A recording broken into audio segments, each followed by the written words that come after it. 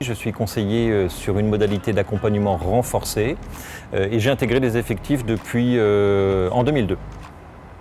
Et force est de constater malheureusement année après année que les conditions de travail se dégradent avec une organisation du travail différente à chaque fois, des plans d'action qui se succèdent et toutes les équipes en fait sont impactées, qu'on soit au service entreprise, en placement, en indemnisation, les équipes locales de direction, les fonctions support, les services d'orientation. En fait, tout le monde subit des plans d'action à répétition, avec des injonctions contradictoires. On peut nous demander de faire une chose le matin, l'après-midi même complètement l'inverse.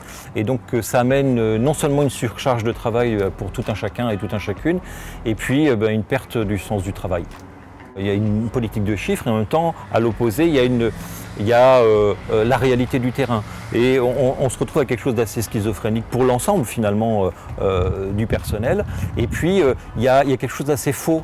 C'est-à-dire on va dire aux agents qu'ils peuvent travailler de manière autonome et en même temps c'est totalement faux. C'est-à-dire qu'on va livrer des morceaux d'autonomie, puis après derrière il y a du contrôle avec des outils de la direction. Bon, je ne vais pas tous les citer, mais on peut parler de SA, de PA, etc. Il y a un contrôle qui est organisé par l'établissement. La proposition, elle est simple, voter CGT, et ce de manière très concrète, c'est-à-dire voter CGT, ça veut dire quoi? Ça veut dire donner des droits de plus en plus forts aux agents au travers des élus CGT qui vont pouvoir, en étant plus nombreux, mobiliser l'existant des outils, donc bien sûr législatifs et de l'entreprise, les fiches de signalement, les enquêtes, les expertises. Alors tout ça, ça permet de défendre les droits bien sûr des usagers et des agents, mais tout ça, ça reste que du pansement en fait, que du pansement à mettre sur des situations déjà difficiles.